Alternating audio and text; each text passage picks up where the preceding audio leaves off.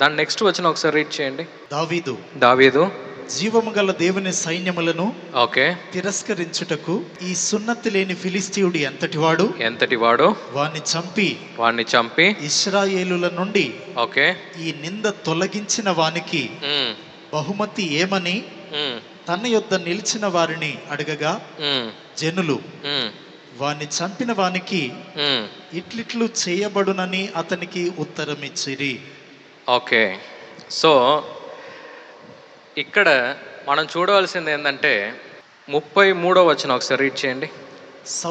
సౌలు ఈ ఫిలిస్తీని ఎదుర్కొని ఓకే వానితో పోట్లాడుటకు నీకు బలము చాలదు, నువ్వు బాలుడవు, వాడు బాల్యం నుండి యుద్ధాభ్యాసము చేసిన వాడని దావీదుతో అనెను.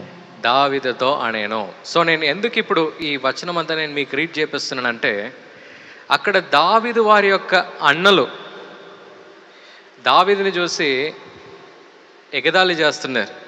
రే, నువ్వు యుద్ధాన్ని చూడటానికే కదరా, ఈ అవకాశాన్ని వాడుకోవటానికే కదరా నువ్వు ఇక్కడ వచ్చావు, ఇక్కడ వచ్చి నువ్వు ఏం చేస్తావు అని చెప్పేసి వారి యొక్క అన్నలు ఎగతాళి చేస్తున్నారు. సెకండ్ ఎవరిద్దరు ఎగతాళి చేశారు? వారి యొక్క తండ్రి ఎగతాళి చేశాడు.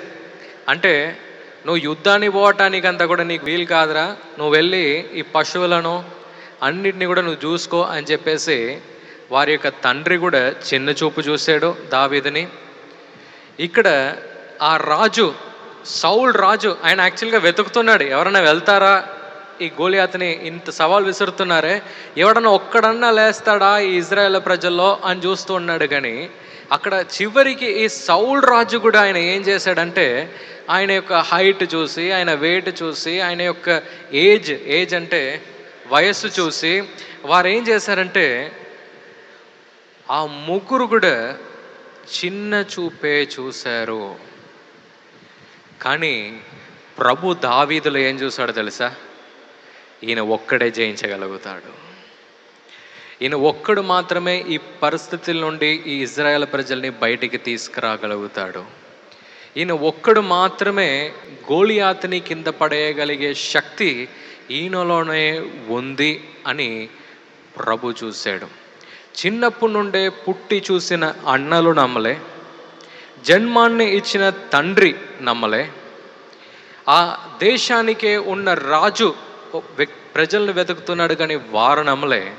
కానీ ఆయనను సృష్టించిన ప్రభు ఆయనను నమ్మాడు. హల్లెలూయా.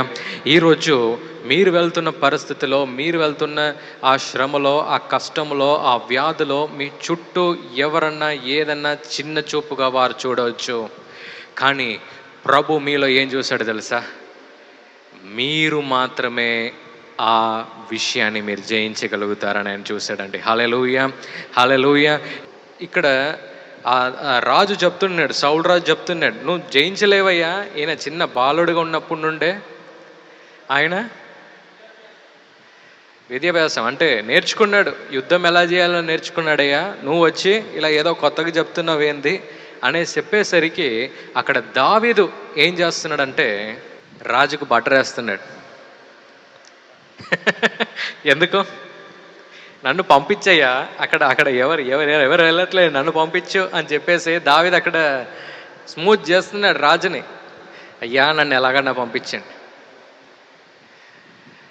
దావీదు సింహాన్ని జయించాడు, ఎలుగుబంటిని కూడా ఏం చేశాడు?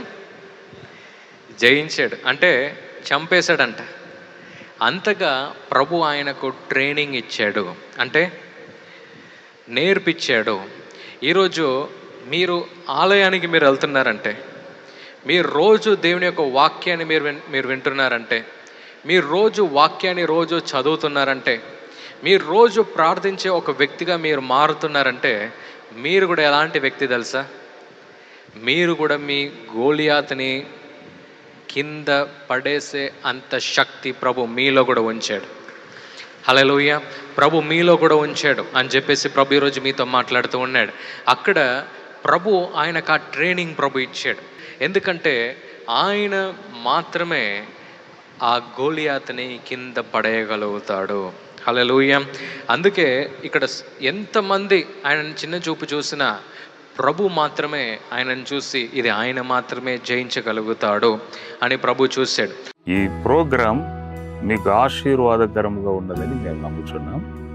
ఫస్ట్ లైక్ చేయండి, తెలిసిన వారు మీ ఫ్రెండ్స్ అందరికీ మీరు షేర్ చేయండి, తర్వాత సబ్స్క్రైబ్ చేయండి. తప్పగా ప్రభు మిమ్మల్ని దీవిస్తాడు. ఇక రాబో వీడియోను కూడా మీరు చూడండి, దీవించబడండి. ప్రభు మిమ్మల్ని దీవించును గాక. God bless you.